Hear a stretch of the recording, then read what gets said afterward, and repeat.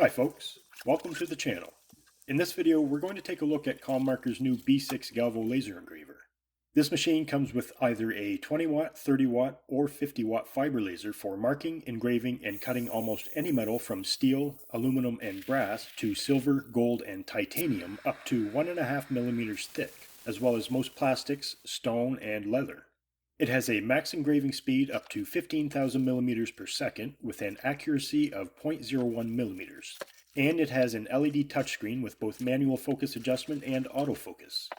It has an estimated service life of up to 100,000 hours and is semi-portable with the ability to split the laser module from the controller base. And it's almost half the physical size and weight of ComMarker's B4 fiber laser series, which I've featured on this channel previously and are excellent machines.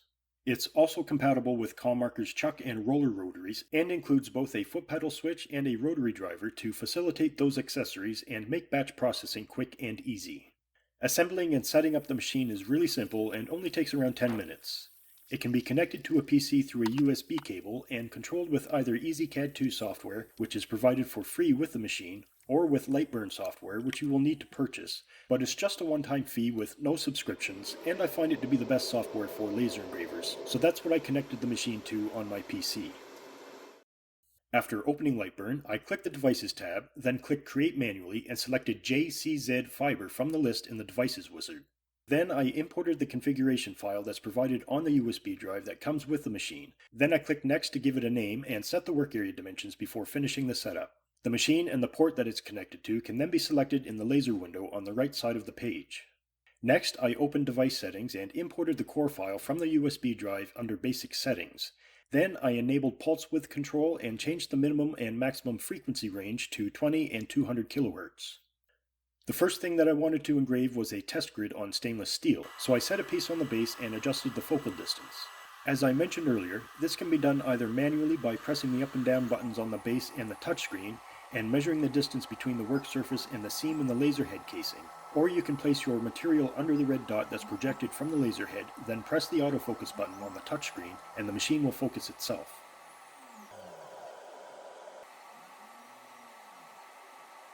After the focus was set, I opened Lightburn's material test tool to create a grid for testing the engraving effect of various settings. Then I pressed the frame button to project a red outline of the work area and then position the steel accordingly before pressing start to begin engraving.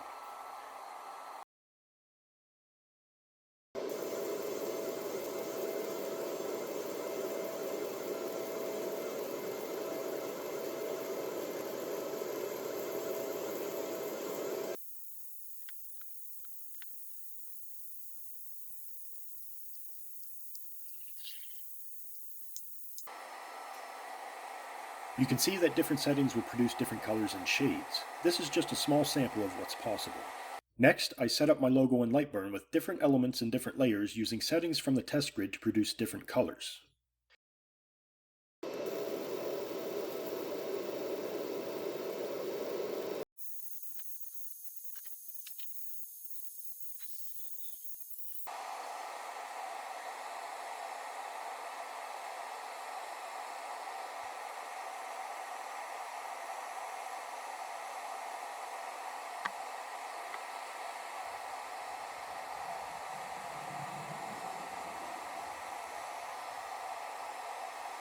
Next, I engraved another test grid and logo on a piece of aluminum.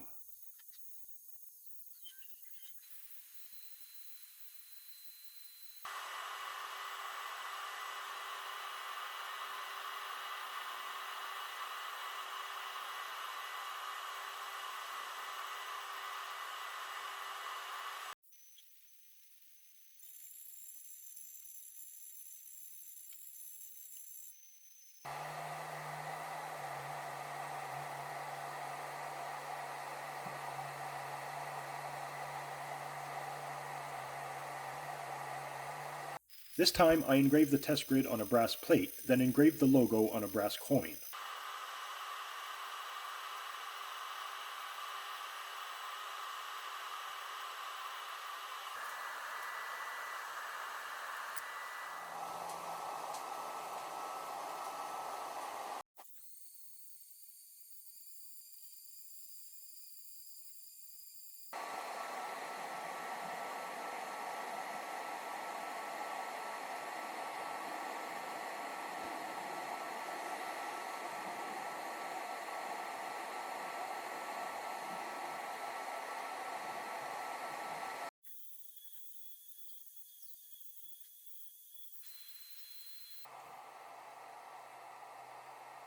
Here's the same logo engraved on a zinc coin.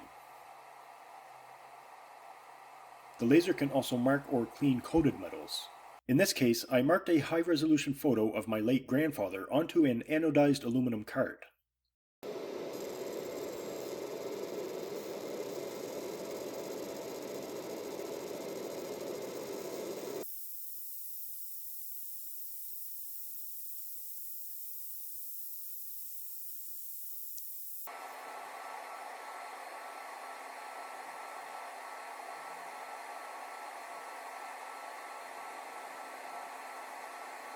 Next, I marked a test grid and another photo on black acrylic.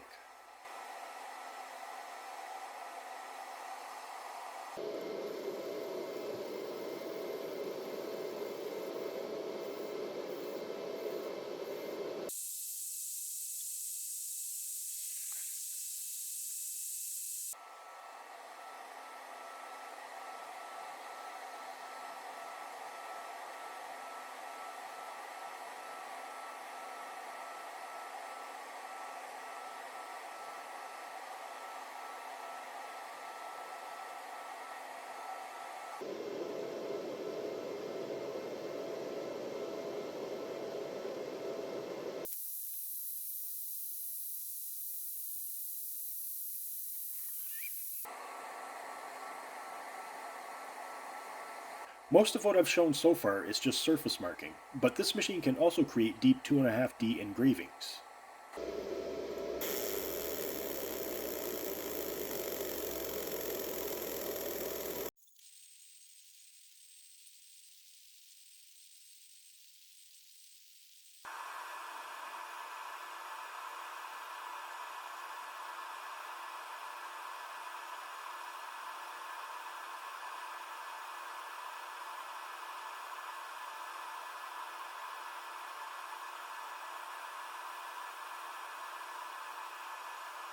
Notice how it didn't overheat the coin and ruin the image on the back.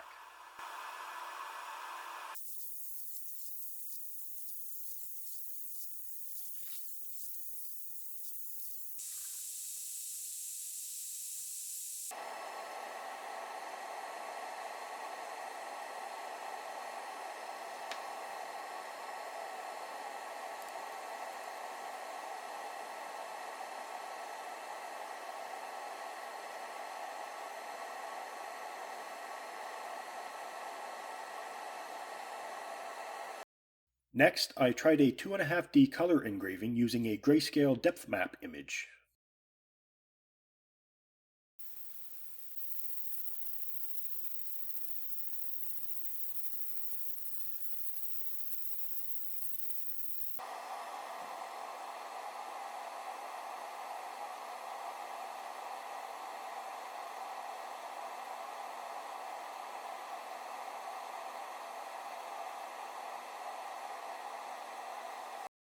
Of course, it can also create 3D engravings as well.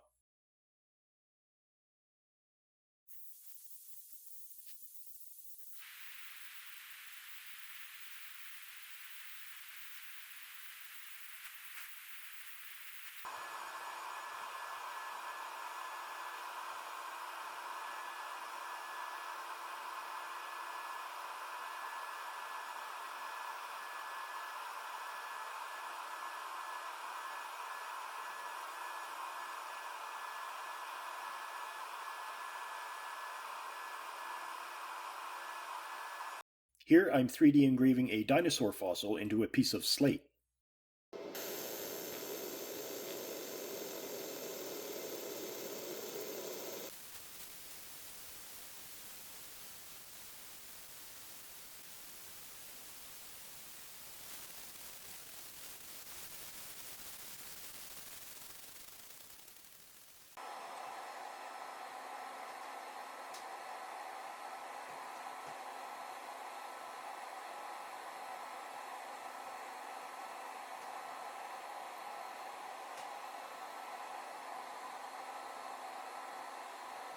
To test how well it cuts metal, I started by cutting a simple square from a 0.5 mm thick aluminum card.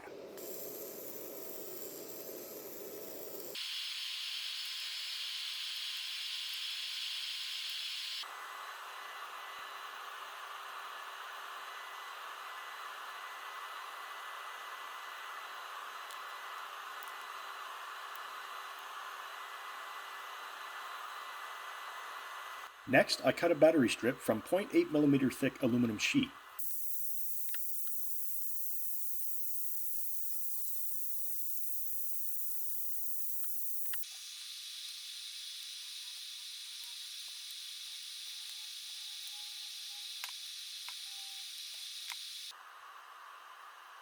Theoretically, this is pushing the max rated cutting thickness for my 30-watt machine, while the 50-watt version is capable of cutting metal up to 1.5mm thick.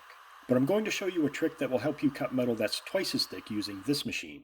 All you have to do is outline your cut lines in Lightburn, then set them to fill instead of cut, and use the same settings that you would use for deep engraving, but increase the number of passes until the laser cuts completely through the material. My theory is that with conventional cutting, the laser is so small that once it reaches a certain depth, it struggles to remove material from the skinny kerf that it makes. But if you widen the kerf, then the laser has room to blast material out of the way and it can keep cutting as deep as you want it to, as long as you lower the laser head periodically to keep the laser in focus and optimize the power. In this case, I used the same engraving settings to cut around the perimeter, but I increased the number of passes to 100 and I lowered the laser head roughly 1.5mm when it reached the 50th pass. This took around 2 hours to finish, and it did a reasonable job. Notice that the edges are angled though. It wasn't as noticeable when cutting the thin sheets earlier, but it is when cutting thick materials like this.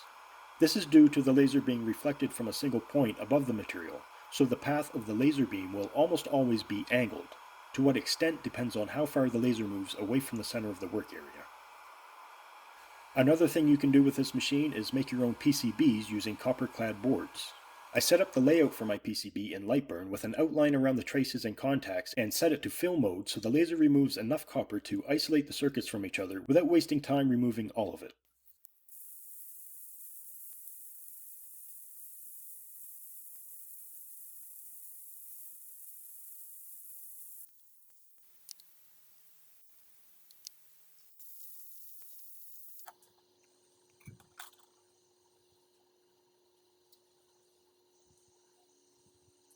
The PCB was cupped to begin with, so I taped it to a brass plate to try to keep it flat while engraving.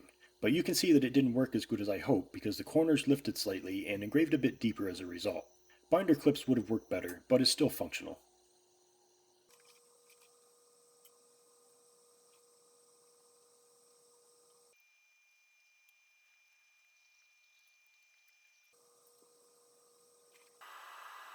One last thing that I wanted to show this machine doing is welding. I've never done this with a laser before, but ComMarker claimed it can weld thin sheets of steel, so I had to give it a try. Here I'm welding a sheet of 0.1mm thick stainless steel to a 1mm thick steel plate. You can tell it's a good spot weld when the strip tears to pieces around the weld instead of the weld itself breaking. I'm not sure exactly what I would weld with this, maybe battery strips in certain circumstances, if I can ensure the laser won't burn into a cell and cause a fire. But it's nice to know that it can weld thin sheets if needed.